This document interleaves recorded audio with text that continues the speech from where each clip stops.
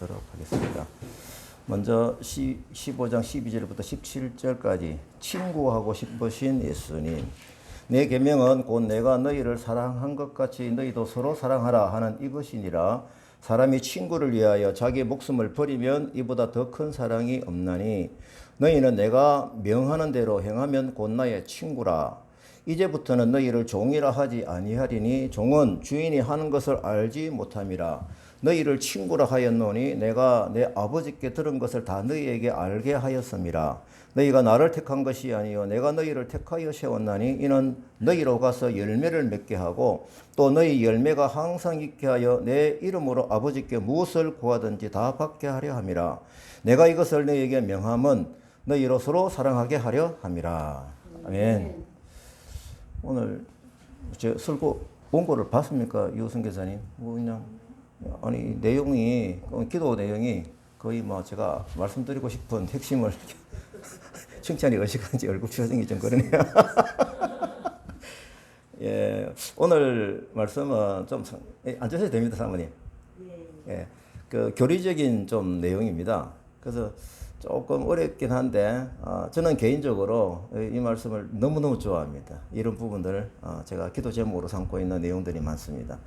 먼저 우리가 살펴볼 것은 지금 요한복음 15장 제가 1절부터 11절까지 포도나무 강론은 제가 지난번에 10주 전에 말씀을 드렸습니다. 그가 내 안에 내가 그 안에, 이 주제가 연결이 되어져서 미리 땡겼기 때문에 그 말씀은 뛰어넘어서 12절부터 보겠습니다. 그래서 그 다음 내용 12절부터 쭉 말씀을 보니까 포도나무 강론의 비유를 이어서 주신 말씀이라서 내용이 연결이 되더라고요.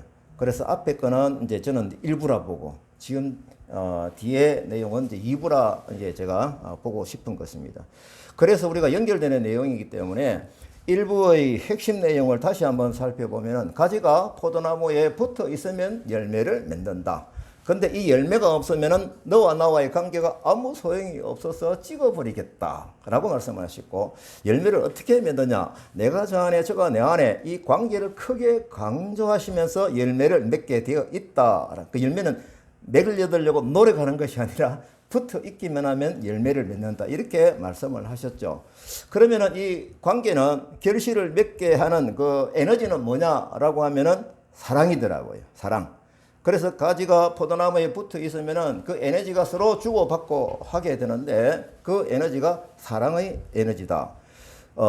핵심은 열매를 맺게 되는데 그 열매가 뭐냐라고 하는 것이, 제가 2000년도에 이 말씀을 읽다가 너무 놀래가지고 막 성령이 감동해서 막 깨달음대로 메모를 하다 보니까 11절에서 내가 이것을 너에게 이러면 내 기쁨이 너희 안에 있게 하려 한다. 그걸 보고 제가 무릎을 쳤습니다.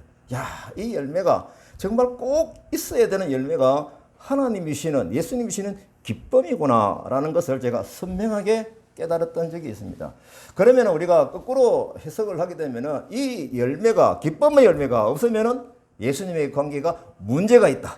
예, 우리 몸에 어떤 증상이 나타나면 이제 의사는 뭡니까? 증상의 원인을 찾고자 하겠죠. 당연하죠. 영적인 병도 저는 마찬가지라고 봅니다. 그래서 이어지는 12절에 17절까지 말씀을 비교를 해보니까 앞에서 말씀하신 1절부터 11절 말씀은 계명의 첫 부분이더라고요. 첫 부분이고 예수님과 연합하는 사랑을 가르치셨어요. 지금 읽었던 12에서 17절까지 그 둘째 부분은 뭐냐라고 하면은 내가 너희를 사랑하는 것처럼 너희들끼리 서로 사랑하라, 이렇게 가르치는 것을 확인을 합니다. 그래서 오늘 말씀에서 마음에 확 꽂히는 내용이 있었습니다. 우리가 아는 대로 구약, 신약 모든 성경의 주인공이신 예수님께서 우리와 관계로 친구하자고 프로포즈를 하시는구나 라는 것을 제가 깨닫게 되었습니다. 그래서 이 말씀을 보니까 우리가 지금 평소에 친구의 관계를 한번 돌이켜 보십시다. 제가 이것을 보면서 저희 개인적인 친구 관계를 돌이켜 봤거든요. 은근하게 그냥 친구 되는 경우가 참 많이 있죠.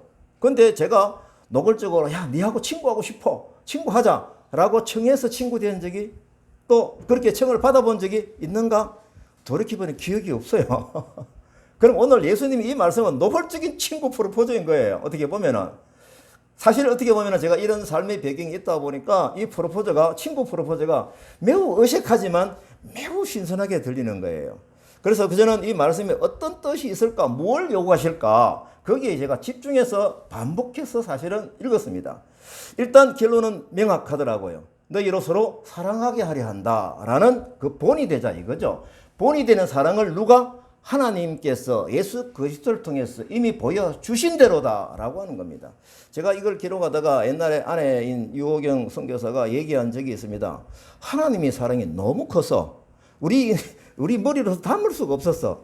그 사랑을 조금이라도 알게 하시려고 엄마가 아기를 사랑하는 마음 있잖아요. 이 깊은 사랑은 본능적으로 사랑하는 그런 사랑을 주셨다라는 해석을 하더라고요. 저는 뭐 경험으로 동의를 합니다. 사실 결혼해서 아기를 낳으면 제가 돌이켜봤죠.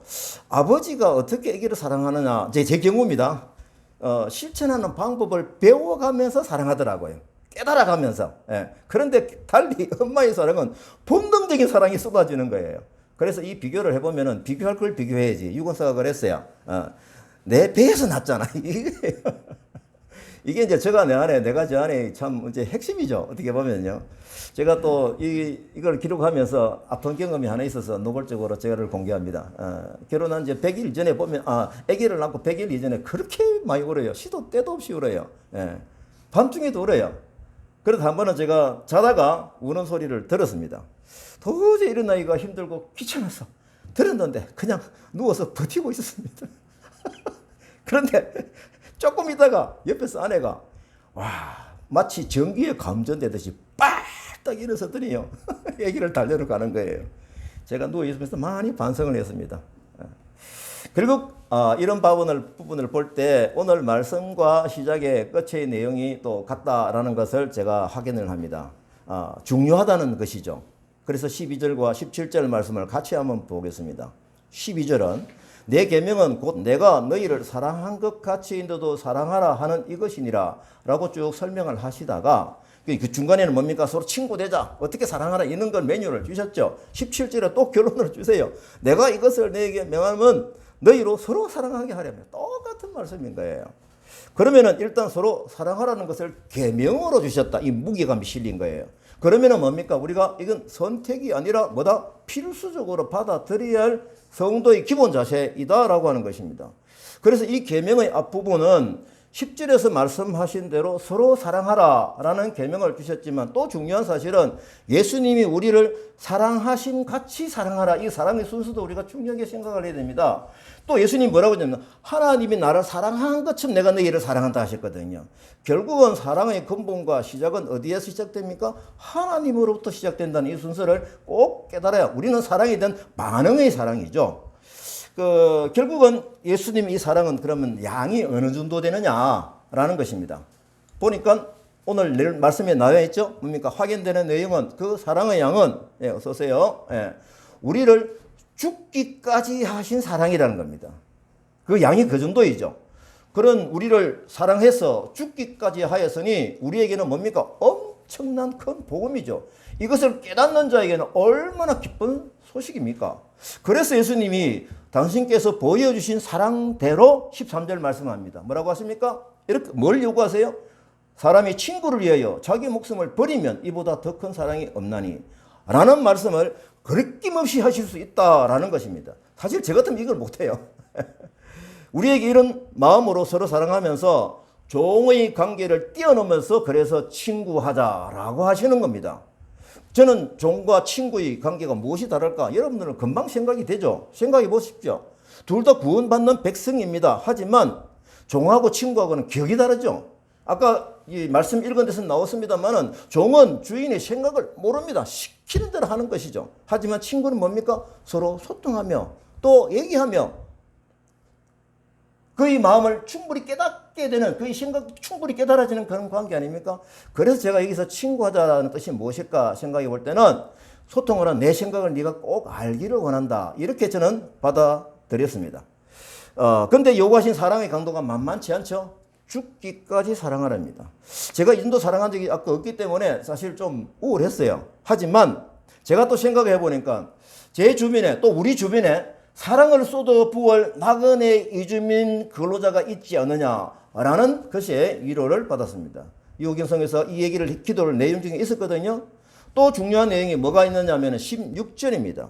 너희가 나를 택한 것이 아니고 내가 너희를 택하여 세웠다. 이는 너희로 가서 열매를 맺게 하고 또 너희 열매가 항상 있게 하여, 항상입니다, 내 이름으로 아버지께 무엇을 구하든지 다 받게 하려 함이라. 자, 이 열매는 앞에서 포도나무 강론 일부에서 말씀하신 바로 그 열매인 거예요. 저는 이것이 마음속에 확 있기 때문에 이걸 읽으면서 바로 연결이 되더라고요. 다시 말해서 하나님과의 정상적인 사랑의 관계로 얻는 이 기쁨의 열매이다 라고 하는 것이 이 2부에도 나타난 것을 확인하게 됩니다. 15장 9절 이미 말씀하신 것 확인해 봅니다. 앞에 1부입니다. 그죠? 아버지께서 나를 사랑하신 것 같이 나도 너희를 사랑하였으니 나의 사랑 안에 거하라. 내가 아버지의 계명을 지켜 그의 사랑 안에 거하는 것 같이 너희도 내 계명을 지키면 내 사랑 안에 거하리라. 내가 이것을 너희에게 이르면 내 기쁨이 너희 안에 있어. 다시 하겠습니다. 11절은 같이 하시죠. 시작. 내가 이것을 너희에게 이르면 내 기쁨이 너희 안에 있어 너희 기쁨을 충만하게 함이라. 그렇습니다. 우리를 향한 사랑의 시작은 예수님이죠. 그 앞에는 누구십니까? 하나님이시죠.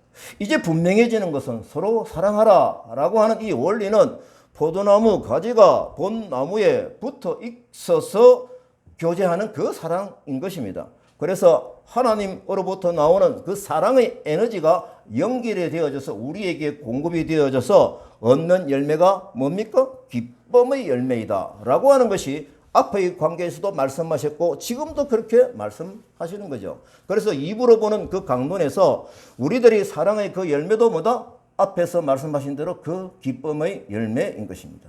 이 연결의 원리는 우리가 조금은 경험하고 있죠. 이주민 청년들에게 예수님의 사랑으로 우리가 연결된 가지로 접붙이듯이 연결을 시키려고 노력을 하고 있지 않습니까? 우리 사역이 그거거든요. 그런데 이 접붙임에서 한 번면은 성공하면은요. 예, 오늘 같이 우리 두 친구가 와서 예배에 참석하면은 삼만단은 지금 저 멀리 창녕에서 왔어요. 버스 타고 일찍 출발한 것 같네요. 예. 그리고 리티는 어제 와가지고 1박을 하면서 참석하고 있어요. 그 읽어볼 때는 참 기쁜 거예요. 그러면 이게 뭘까요? 바로 이것이 사랑을 주면서 또 사랑의 반응을 얻게 되는 그 기쁨의 열매라는 겁니다. 뭔가 우리 제자가 되었다, 세례를 받았다 그 이전에 이들을 통해서 주시는 하나님이 주시는 그 기쁨, 이것이 저는 신앙생활에서 가장 큰 중요한 핵심이라고 보는 것입니다. 이제 이어지는 말씀을 봅니다. 이 과정에서 뭐가 있느냐라는 겁니다. 예, 긴장하셔야 됩니다. 영적인 부딪힘이 있다라는 것입니다. 그러면 이 부딪힘은 왜 일어나느냐라는 그 이유를 반드시 보셔야 됩니다. 15장 18절부터 24절 말씀인데 이건 제가 말씀을 전하면서 말씀을 드리도록 하겠습니다. 이 말씀의 내용이 사실 어렵지 않습니다. 요약 핵심 내용을 제가 정리를 해 보았습니다. 이제 예수님께서 뭡니까? 상황이 이 땅에서 곧 대면에서 보는 시각에서 대면에서 보는 상황에서 떠나시잖아요. 그래서 제자들이 지금 걱정을 많이 하고 있습니다. 그럼 예수님이 떠나시면서 뭐라고 약속을 하십니까? 하나님께서 보내시는 성령님이 오신다는 이 약속입니다. 이것은 왜 성령님이라는 그 분리가 되는 것이 아니고 두려워하는 제자들에게 주는 복음이죠. 다시 말하면 내가 떠나는 것이 오히려 너희에게 유익이다 할 정도로 성령께서 너희들에게 주는 역할이 크다라는 겁니다. 그러니까 내가 떠나는 것 걱정하지 마라. 이 말씀이죠. 그래서 제가 첫 번째 살펴본 것이 18절 말씀이더라고요. 세상 사람들은 믿는 사람이 너희를 미워하고 박해를 하면 사실은 나 예수를 미워하고 박해를 하는 것이다. 그렇죠? 예수님은 지금까지 그 사도들이 받을 사랑에 대해서 기쁨에 대해서 계속 말씀을 하셨거든요. 이제 그들은 받을 미움에 대해서 말씀을 하십니다. 이것이 뭔가라는 겁니다. 영적인 충돌이죠. 예수님을 따르는 제자들이 또 예수님의 사랑을 받으나 예수님 세상 사람들이 뭡니까? 미움을 받는다라는 겁니다. 이 미움은 사실 생각해 보면은 역설적으로 성도들과 예수님과의 관계가 뭐다? 밀접하다라는 그것입니다. 예수를 미워하는 이유는 그를 보내신 하나님을 모르니까, 이 말씀 그대로입니다. 모르니까 일어나는 미움이다 이거죠. 그래서 우리가 죄가 뭐냐라고 이제 원리로 분석 설명을 들어보면은 하나님과 관계가 끊어진 것이 죄다 이 얘기를 하고 있잖아요. 그래서 모르니까 죄를 짓게 되는 것이죠. 두 번째 제가 확인해 보는 것은 19절 말씀입니다. 그들이 핍박받는 것은, 그러니까 제자들이 또 우리 믿는 사람들이 핍박받는 것은 이 뜻이죠. 세상에 속하지 않은 정표이다 이거죠. 그들이 세상의 사랑을 받지 못하는 이유는 뭐냐라고 합니다. 그리스도의 복음과 세상의 죄악은 이처럼 빛과 어둠이 분리되는 것처럼 완전하게 분리가 되는 상황이라 이 뜻이 여기에 들어있죠. 그래서 이 모든 미움의 이유는 앞에서 계속 말씀하신 하나님과 예수님과 일체이고 우리가 연합이기 때문에 일어나는 역설적인 증거이다 라고 하는 것입니다. 세 번째 20절에서 또 살펴봅니다. 주인이 핍박을 받으셨으니 종된 자로서는 그것을 면할 수 없다. 사람들이 나를 핍박하였은즉 제자인 너희도 뭡니까? 핍박을 면할 수 없다라는 겁니다. 이 미움은 우리가 생각하는 윤리적인 것이나 상식적인 관계에서 오는 미움이 아닙니다. 말씀드리는 대로 영적인 부딪힘입니다. 다시 말씀드려서 지금 예수님을 죽이려고 하는 것처럼 바로 그 부딪힘인 것입니다. 네 번째 제가 21절 22절에서 말씀을 살펴보겠습니다. 핍박자들의 악행은 이제 악행이죠. 하나님에 대한 그들이 무지를 드러내는 행동이다 라고 말씀을 하십니다. 그렇습니다. 아까 말씀드린 대로 죄는 창조주 하나님을 무시하고 모르는 데서 출발하는 것이기 때문에 그렇다라고 하는 것입니다. 그 다음에 다섯 번째 23절 24절 말씀에서 살펴보고 싶은 것이 있습니다. 신자를 핍박한 성도를 핍박하는 것은 그리스도와 하나님 아버지를 미워하는 결국은 두려운 일이다라는 겁니다. 신자를 핍박하고 그리스도와 하나님을 미워하는 사람은 큰 죄를 짓는 것이죠. 결국은 그들에게 뭡니까? 두려운 일이 닥칠 것이다 라는 것이 예언으로 말씀이 선포되는 것입니다. 그리고 이것은 무슨 뜻이냐라고 하면 그리스도와 하나님 아버지는 일체이시다 라는 배경이 있고요. 우리는 어떻게 연합으로 연결되어 있다라는 그 이유 때문인 것입니다. 이제 여섯 번째 보겠습니다. 25절에 기록이 되어 있네요. 율법에 기록한 대로 되는 일이다. 그렇죠. 이 모든 정상들은 뭐예요? 율법에도 이미 얘기해 놓았거든. 거기 있거든. 이게 예시예요. 핍박을 받는 자들은 하나님의 작정대로 모든 것이 이루어지는 줄을 믿어라. 이것이죠. 그래서 제가 율법을 찾아보니 좀 찾기 쉽더라고요. 좀 찾아보니까 시편 69장 4절이 제가 읽어보겠습니다. 까닭 없이 나를 미워하는 자가 나의 머리털보다도 많고 부당하게 나의 원수가 되어 나를 끊으려 하는 자가 강하였으니 내가 빼앗지 아니한 것도 물어주게 되었나이다. 이렇게 오시는 성령님이 우리에게 이제는 어떤 도움을 주시는지 상세하게 약속으로 주십니다. 제가 말씀을 또 쭉 보면서 보니까 이걸 뭐 제가 이 교리적으로 설명하고 싶어 하면서 그런 능력도 없고요. 제가 쭉 읽어보니까 성령님이 성령이 임하면은 우리에게 일어나는 그래서 이제 정상이라고 하는 거예요. 이 정상이 한 5가지가 있구나라는 것을 제가 정리를 하게 됐습니다. 그걸 제가 말씀을 통해서 살펴보도록 하겠습니다. 이제 제가 보면 첫 번째 붉은 글씨로 표시를 좀 해놨거든요. 먼저 첫 번째를 보시면은 26절, 27절 말씀이죠. 진리의 성령이 오실 때에 어떤 증상이 일어납니까? 그가 나를 증언하고, 그냥 성령 받은 사람이 이겁니다. 나를 증언하고 예수 그리스도를 증언하는 것이죠. 그러니까 성령이 오시면은 우리는 성령이 임하면은 예수 그리스도를 증언한 자리에 들어가게 됩니다. 왜냐하면 성령이 증언하시니까. 그러니까 너희도 증언하게 된다. 이것이죠. 성령 충만하면 저는 이런 증상이 당연하게 나타난다고 봅니다. 성령께서 하시는 일은 그리스도에 대한 증언을 하게 되는데 너희도 증언을 하게 될 것이다. 이것이죠. 그러면은 성령을 받은 사도들을 통해서 예수님께서 하시고자 하는 그 일이 여기 원리에 들어 있는 것입니다. 너희들은 증언자의 자리에 들어서야 한다. 어떻게 되면은 성령이 임하면은 그렇죠? 예. 성령이 임하면 너희들에게 이런 일이 일어날 것이다 라고 하는 것이 26, 27절 말씀에 나오게 되는 겁니다.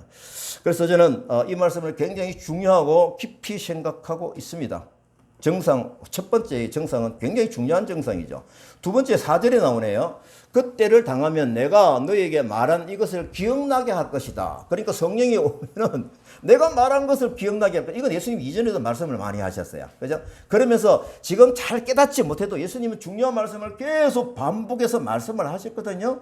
그러면 나중에 성령이 임하면 그것이 깨달아진다는 거죠. 말씀이 충만해진다. 이거다 아닙니까? 그래서 오순절 성령 강림 후에 있을 제자들의 사역과 밀접한 연관이 되어져 있는 것이죠. 그래서 그 사역을 할 때 힘은 말씀의 힘으로 해야 된다. 이 뜻이 되는 것이죠. 앞날에 다칠 제자들의 일들은 미리 예수님께서 직접 말씀을 하시는 건데 실제로 그 일을 당하게 되면은 아하 예수님이 이걸 말씀하셨지라고 깨닫게 되는 그 상황에서 무엇을 깨달으셨을까요? 말씀이 얼마나 힘이 되겠습니까? 그죠? 그리고 기쁨을 얻을 수가 있다라고 하는 겁니다. 어려움과 고통의 시간을 뛰어넘는 기쁨이 된다라고 하는 것이죠. 그래서 제자들에게 성령이 임하면 예수님 말씀이 생각난다. 그들은 핍박을 당할지라도 그래서 두려워하지 않게 된다. 무슨 힘으로 이긴다? 말씀, 약속된 말씀의 힘으로 이긴다라고 하는 것이죠. 그래서 이거는 상식적으로 우리에게도 고난과 어려움이 있을 때 이겨나가는 힘은 I can do it, 뭐 자기 힘으로 의지를 실어서 일어나는 그거 아닙니다. 그 에너지는 쓸데없는 에너지입니다. 그 다음 따라오는 에너지죠. 결국은 하나님이 나에게 주시는 그 힘으로 일어서야 이게 하나님이 원하시는 일어섬인 것입니다. 그러면 성령 충만해야 되죠. 그러면 말씀이 충만해지죠. 그래서 어려움을 이겨나는 힘이 되는구나 라고 하는 것입니다. 그 다음에 세 번째 이들이 알아볼 거는요. 16장 8절에 있습니다. 그가 와서 성령이 오면 어떤 일이 나느냐. 죄에 대해서, 의에 대해서, 심판에 대하여 세상을 책망하신다 이겁니다. 성령님은 제자들에게 예수님 말씀을 생각나게 하지만 예수님을 대적하는 자들에게 일어나는 일들입니다. 그 죄를 적나라하게 드러내겠다는 것이죠.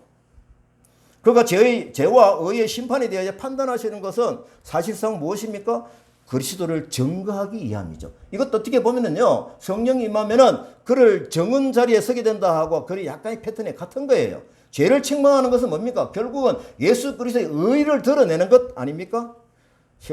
성령은 세상의 죄를 폭로하는데 그럼에도 세상이 그리스도를 거부하면 어떻게 된다? 심판을 받게 되는 것이죠. 16장 13절을 봅니다. 네 번째 살펴보겠습니다. 그가 너희를 모든 진리 가운데 인도하시리니 그가 장래일을 너희에게 알리신다.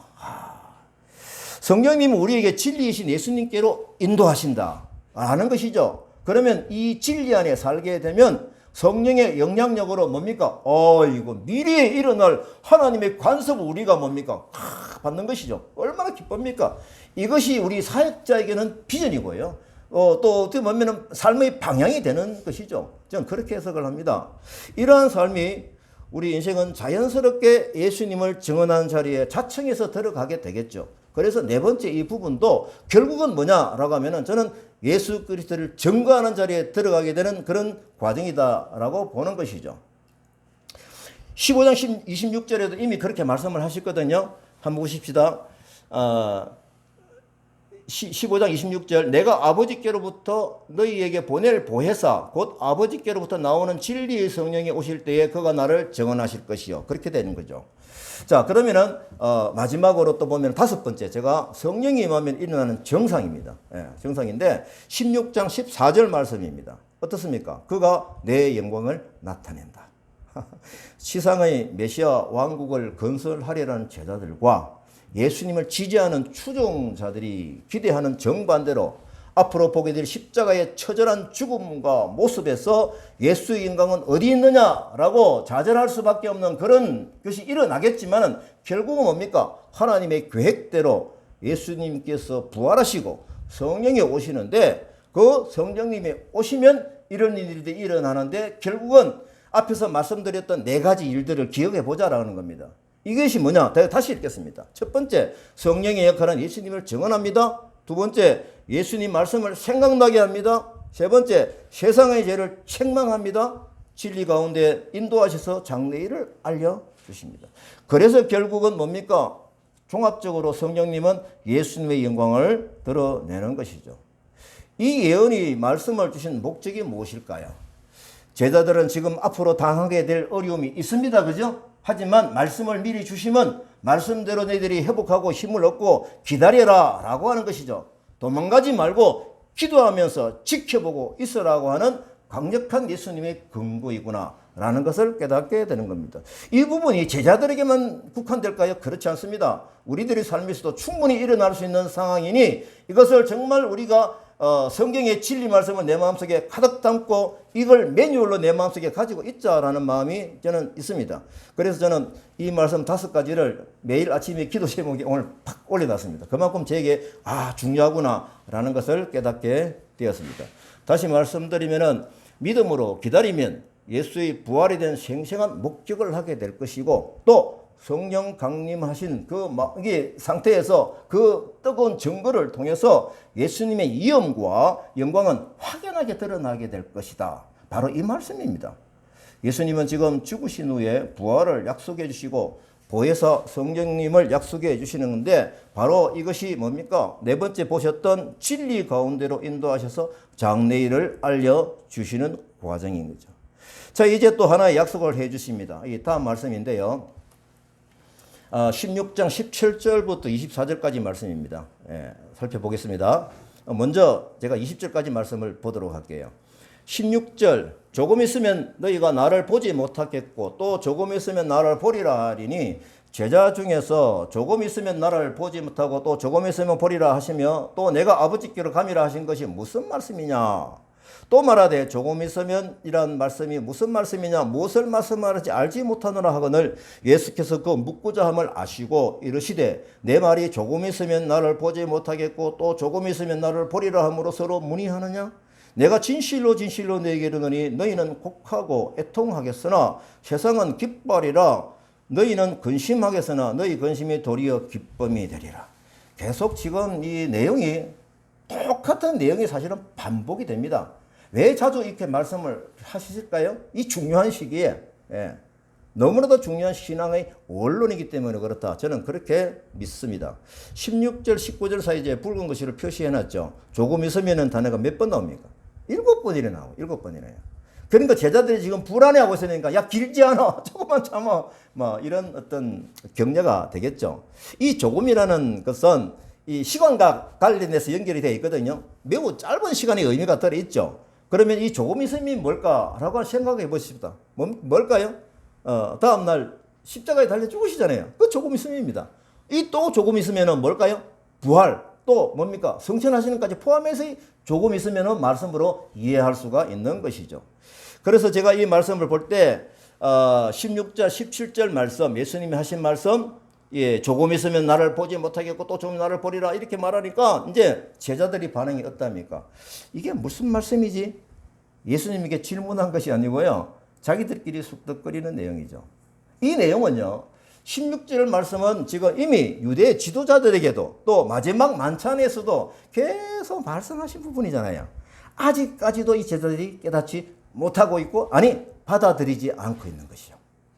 나를 보지 못하겠고 라고 하는 것은 예수님이 잠시 제자 곁을 떠나신다라는 강조한 것이죠. 나를 보리라 하시면 뭡니까? 이는 가시적으로 보이는 것이라고 그러면 부활하신 예수님을 보는 기쁨이 될 거고요. 영적인 실제로서 나를 보리라 하는 부분은 뭘까요? 성령이 임하시면 그 성령을 너희들이 만나게 될 것이다. 바로 이 것이죠. 따라서 다시 본다라는 이 표현은 예수님께서 뭡니까? 부활과 성령의 오심 이 두 가지 의미를 같이 포함하고 있다라고 하는 것입니다. 그리고 이 두 가지 사건은 뭡니까? 앞으로 그리스도의 증인이 될 제자들이 눈으로 목도하고 체험해야 될 가장 중요한 부분이죠. 이 중요함은 뭡니까? 지금 이 시대에 사는 우리에게도 저는 개인적으로 굉장히 중요한 부분이다라는 것이 인식이 되고 있습니다. 제가 아는 밀양의 석신경외과 원장님, 석원수 원장님 며칠 전에 참 의미 있는 말씀을 주셨어요. 이분은 주로 보면은 이게 결과를 중요하게 생각을 해오던 분이었어요. 근데 문자가 와가지고 우리 다카 소식을 한 번씩 뚝뚝 던지면 그걸 보시고 하시는 얘기가 메모한 거 그대로 읽겠습니다. 예전에는 선교의 결과물을 보고 판단했는데 이제는 선교 관련 일 자체가 하나님을 기쁘시게 하는 일이고 의미 있는 일이라고 생각합니다. 저는 이 부분에 100% 공감을 합니다. 그래서 우리가 결과가 있기 전에 결과는 성령님의 결과로 저희들이 맡기고 열심히 우리들이 할 수 있는 그 사랑을 하는 과정에서 예수님이 성령께서 함께 하시는 정언하게 하시는 것, 말씀이 이미 살아나는 것, 이 부분이 우리의 큰 기쁨이 되고 있다. 이 자체가 저는 포도나무 가지가 나무에 붙어있는 비행이다 라고 그 축복이다고 생각하는 것이죠. 그래서 이런 부분에 대해서 우리가 생각을 해보면은 사역의 결과에 대해서 크게 욕심을 내고 뭐 이렇게 할 이유가 없는 거예요. 하지만 그것을 기대하고 가는 것이죠. 아까 말씀드린 대로 17절에 보니까 제자들이 서로 쑥덕거리는 모습이 나왔죠. 뭐 계속 계속 예수님이 지금 간다 하시니까. 이 제자들은 결국 우리들일 겁니다. 이 난해한 문제 앞에서 스승 예수님에게 실망시키고 싶지 않은 거예요. 지금 보니까요. 하도 많이 들었는데 받아들이고 싶지 않으니까. 그래서 자기들끼리 쑥덕거리는 모습입니다. 제가 이걸 볼 때 이 모습이 현재 어떤 모습일까요? 교회 안에서 성령을 체험하지 못한 사람들, 종교 생활하는 사람들이 전형적인 쑥덕거린 모습이다. 저는 이렇게 보고 있습니다. 제가 사실 제가 얼마 전에 밀양의 어느 교회 안소지사님이에요. 대화를 하다가 자기 교회 이제 방송 설비를 하는데 좀 이게 약간 소리가 약간 트러블이 생겨가지고 1억이나 들어가 1억이나 그 얘기를 해요. 그래서 저는 그 견해를 얘기했죠. 저는 사실 당회를 하면서 이런 여러 가지 돈 막 크게 쓰인 본질적인 아닌 부분에 대해서는 좀 적게 쓰자고 막 줄이고 그럽니다. 예. 그걸 뭡니까? 돈을 아끼고자 하는 뜻일까요? 그렇지 않습니다. 이 교회 재정이 써야 될 귀한 곳이 얼마나 많은데 그런 마음이 늘 있었거든요. 그래서 제가 이 견해를 얘기를 했죠. 하니까 그 지사님이 뭐라고 그러냐면은 그 돈 아껴서 뭐 해요? 그것도 아껴서 어디 써야 되는 겁니까? 아예 저한테 아낄 이유가 뭐가 있냐면 이런 부분 얘기를 들을 때 아껴서 뭐 합니까? 라는 이런 얘기죠. 제가 딱 튀어나오는 마음이 뭡니까? 성교를 위해서 하나님이 쓰게 하시는 곳에 써야죠. 라고 했습니다. 그래서 교회 생활을 하면서 예수님의 진심된 이 뜻과 방향을 깨닫지 못하는 이 영적인 이게 무지라고 볼까요? 제가 볼 때는 종교 생활이라고 보는 것이죠. 그래서 이것이 잘못인지도 모르고 가는 어떤 붙들고 있는 그런 인본주의적인 신앙생활이 아닌가라는 생각을 해봅니다. 자, 이제 두 번째 패턴을 봅니다. 이제 패턴이 아까 전에 첫 번째 패턴이고요. 두 번째 패턴은 어떤 패턴입니까? 16장 19절에서 22절까지 말씀이네요. 예수께서 그 묻고자 함을 아시고 여자가 해산하게 되면 근심하나 아기를 낳으면 세상에 사람 난 기쁨으로 말미암아 그 고통을 다시 기억하지 아니하느니라. 너희는 곡하고 애통하겠으나 세상은 기뻐하리라. 너희는 근심하겠으나 너희 근심이 도리어 기쁨이 되리라. 지금은 너희가 근심하나 내가 다시 너희를 보리니 너희 마음이 기쁠 것이요 너희 기쁨을 빼앗을 자가 없느니라. 지금 사실은 패턴이 똑같죠, 그죠? 예. 지금 보면은 예수님 제자들이 쑥덕거리는 내용을 예수님이 아시고 뭡니까? 이 죽으심에 대한 제자들은 곡하고 애통하는 날이 있다라고 하는 것을 말씀을 하시고요. 또 이 근심이 크긴 만큼 뭐가 있다? 기뻐하는 또 무리가 반대 기쁨이죠. 이것들은 누굽니까? 사탄이 지배로 예수를 죽이려는데 앞장선 그런 자들이 기쁨 아닙니까? 이것이 영적인 충돌이죠. 예수님의 죽음이 제자들에게 큰 슬픔의 대표적인 기록이 또 있어요. 여기 뒤에 보면 나오거든요. 예수님 부활하시는 여러분들 기억할 겁니다. 엠마오로 간 두 제자. 이 누가가 기록을 했는데요. 그 두 사람이 슬픈 빛을 띠고 걸어갔다. 이렇게 표현이 되어 있어요. 예수님 부활하신다는 말씀을 다 듣고 했는데도 그것을 믿지 못하는, 그죠? 부활 후에 소식을 들었어요. 현장을 보지는 못하지, 들었어요. 근데 막달라 마리아입니까? 여자인 두 사람이 현장 보고 와가지고 제자들 얘기 다 했거든요. 그럼에도 불구하고 주일 새벽 아침에 그게 들었는데, 그냥 주일날 오후에 자기 그냥 왜 갔을까? 이제는 먹고 살아야지 하면서 자기 고향으로 정말 폐잔병처럼 슬픈 빛을 띠고 걸어갔던 그런 모습들. 이 두 사람만이 해당이 될까요? 아닙니다. 모든 제자들이 그 과정에서 예수의 죽음 때문에 이제는 절망이 오면 어떻게 해야 되지? 그래서 슬픔에 잠겨 있던 그들의 모습이 있었던 것입니다. 거기서 끝나는 것이 아니죠. 예수는 자신의 죽음 후에 크게 슬퍼하고 마음의 동요를 일으키고 흩어질 것을 미리 아시고 그들을 미리 말씀으로 예언을 해 주신 것입니다.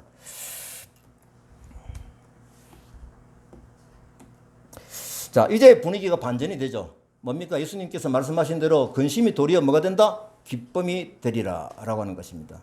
그래서 슬픔 대신에 기쁨이 주어진다는 것이 아니고요. 슬픔이 변해서 기쁨이 된다라고 하는 이런 의미입니다. 그래서 이 기쁨은 예수님이 예언해 주신 대로 부활하심 때문에 가지는 기쁨이고 예수님은 이것을 해산하는 여인의 비유를 하신 것이죠.